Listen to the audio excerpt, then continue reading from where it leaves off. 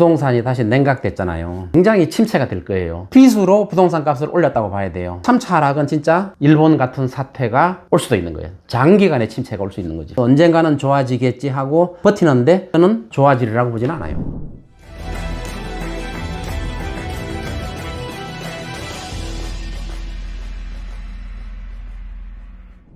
36년 동안 감정평가서를 해왔고 또 감정평가협회 또 회장도 했었고 국내 부동산학 박사 1호 서동기입니다.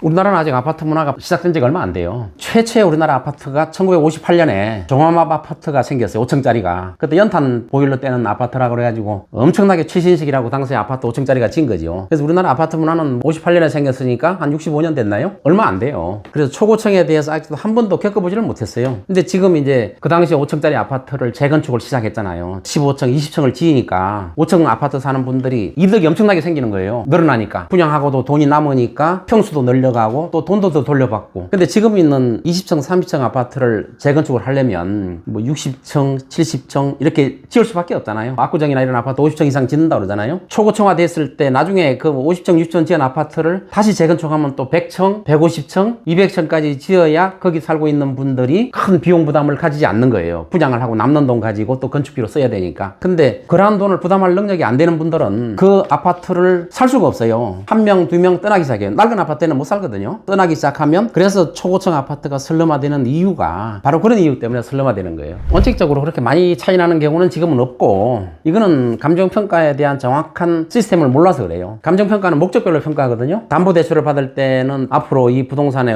어떻게 회수할 수 있느냐 이런 걸 감안해서 평가를 해야 되고 그 다음에 보상평가를 할 때는 그 부동산의 소유자들이 그동안에 손해본 거에 대한 그런 보상 때문에 평가하는 거예요. 예를 들어서 이제 이런 게 있어요. 도시계획 도로가 지나가는 땅. 거기는 건축도 못하고 아무것도 못하죠. 도시계획선이 그어져 있는 땅. 근데 선만 그어져 있는 거예요. 그 땅은 쓸모가 없어요. 건축도 못하고. 그래서 엄청 싸게 거래가 돼요. 근데 보상을 할 때는 어떻게 하느냐. 도시계획선이 없는 걸로 보고 평가해요. 그러니까 시세가 평당 100만 원이면 그걸 보상을 할 때는 평가를 200만 원, 300만 원 할 수 있는 거예요. 왜? 건물이 지어질 수 있다는 전제 조건에서 평가를 하기 때문에. 그런데 현재 상태로 담보대출을 할 때 평가를 한다. 그러면 건축도 못하니까 굉장히 싸죠. 땅값이. 싼 상태대로 평가하는 거예요. 이게 좀 어려운 말이긴 한데 도시계획 제한이 일반적 제한이 있고 특별한 제한이 있어요. 일반적 제한은 용도지역이 있잖아요. 그린벨트 이런 걸 일반적 제한이라고. 이런 거는 평가할 때 그린벨트 상태대로 평가할 수밖에 없고 용도지역대로 평가할 수밖에 없어요. 근데 특별한 제한이 있어요. 공원으로 지정되면 아무것도 못해요. 근데 공원이 해제되면 어떻게 돼요? 엄청난 땅값 혜택이 오는 거예요. 근데 공원을 갖다가 정부 기관이나 지자체에서 보상평가를 할 때는 공원이 아닌 걸로 보고 감정평가를 해요. 그럼 몇 배 올라가는 거예요. 그러면 이제 일반인들이 생각할 때 저도 이제 그런 소리 듣는 게 있는데 아니 시세가 100만 원뿐이 안 되는데 어떻게 감정평가 300만 원, 400만 원 나오느냐? 나올 수 있어요. 왜? 공원이 아닌 걸로 보고 평가하는 거예요. 그거는 보상법에 규정되어 있기 때문에 그런 제한이 없는 걸로. 또 도시계획선이 그어져 있으면 그 땅은 아무도 안 사요. 쓸모가 없잖아요. 그러나 보상을 할 때는 도시계획선이 없는 걸로 평가하기 때문에 어떤 땅은 주택도 지을 수 있고 하기 때문에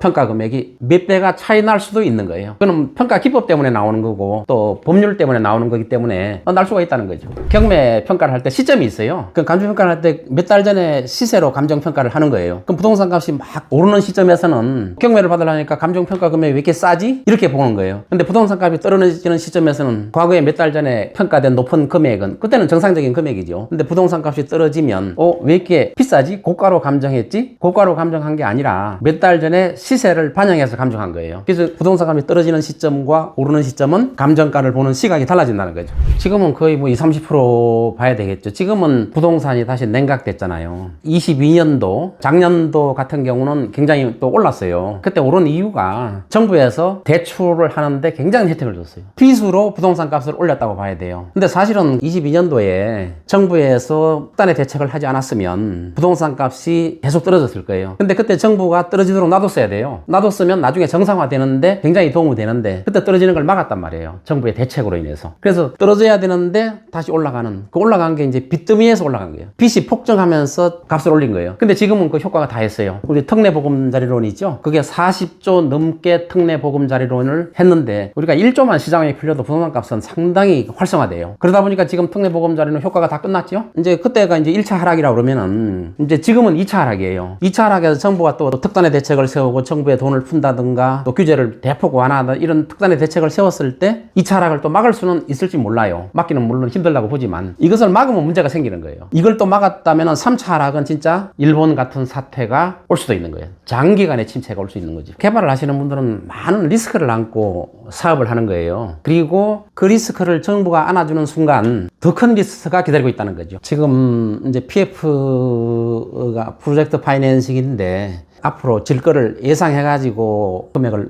대출을 해주는 거 아니에요. 근데 PF가 지금 막혔단 말이에요. 막히니까 신규로 대출을 받지를 못하기 때문에 뭐 강남의 어느 큰 호텔 같은 경우는 PF가 끊기니까 지금 중단이 돼버렸어요. 땅을 엄청나게 비싸게 해요. 평당 3억 막 이렇게 주고 산 거예요. 부동산 값이 계속 지속적으로 올 때는 아무 상관없어요. 근데 이게 냉각기가 오면 그런 리스크를 안고 산 그런 회사들은 엄청난 위기를 맞게 되는 거죠. 이거를 정부가 막아준 경우가 많이 있어요. 지금 우리나라 이제 건설회사들이 한 40% 정도가 빚을 못 갚을 정도에 지금 정부가 막는 것도 이유가 있어요. 전반적인 경기 침체가 오면 우리 국민 생활이 어려워지니까 막아주는 효과도 있지만 무턱대고 막을 수만 없다. 이제 돈을 벌면은 건설사나 사업 시행자가 다 가지게 되고 돈을 잃으면 정부가 돈을 메꿔주는 또 이자 부담을 덜어주고 단기적으로는 괜찮을 수 있어요. 근데 장기적으로는 엄청난 침체가 기다릴 수 있다는 거예요. 나라 세금을 그렇게 쓰면 안 되는 거죠. 세입자들 돈 떼가지고 얼마나 고생들이 많아요. 그런데 어떻게 지원해줄 이런 생각은 해야 되는데 나라 세금이 엉뚱한 대로 쓰이면 안 된다는 거죠. 틀 거는 틀고 넘어가야 된다 이런 거죠. 지금 이제 분양하는 것들은 땅값을 최고점에서 산 거예요. 전부 분양가를 굉장히 높이 하고 있어요. 그래서 이런 것들을 잘못 샀다가는 이게 침체가 몇 년 갈지는 모르지만 최소한 3, 4년은 갈 것이다 이렇게 봐요. 몇 년이 갈 것이다 하는 거는 정부가 하락을 막으면 막을수록 침체기가 더 길어지는 거예요. 안 막고 놔두면 침체기가 짧아요. 2년 만에 끝날 수도 있는데 지금 정부에서 침체를 막고 있잖아요. 그래서 24년 분양 받는 거는 거의 손해볼 가능성이 굉장히 많다는 거죠. 웬만하면 분양 안 받는 게 상당히 좋을 것 같고 금액을 내려서 분양을 해야 돼요. 사실은 분양가 상한제가 있어서 이제 아파트 가격을 일정 부분 올리지 못하는 그런 게 있기 때문에 상가를 많이 줘요. 그래서 아파트 상가 보면은 과잉 공급이 됐어요. 경기도 지역의 아파트에 있는 상가는 거의 뭐 반값 이하로 된 것 같고 분양가에 서울도 마찬가지예요. 서울도 빈상가 많아요. 너무 과잉 공급된 거예요. 아파트 상가가. 왜냐하면 상가는 분양가 상한제가 없어요. 얼마든지 금액을 받을 수 있어요. 건설회사들이. 근데 아파트는 상한제가 있잖아요. 그래서 상가를 가급적이 많이 짓는 거예요. 많이 지어놓고 보니까 지금 빈상가들이 서울 시내에도 굉장히 많아요. 지금 강남 대로변에도 빈상가들이 생기기 시작했고 앞으로 굉장히 많이 늘어날 걸로 봐요. 굉장히 침체가 될 거예요. 또 싸게 팔지는 않고 이자 부담을 감당하면서 언젠가는 좋아지겠지 하고 버티는데 저는 좋아지리라고 보진 않아요.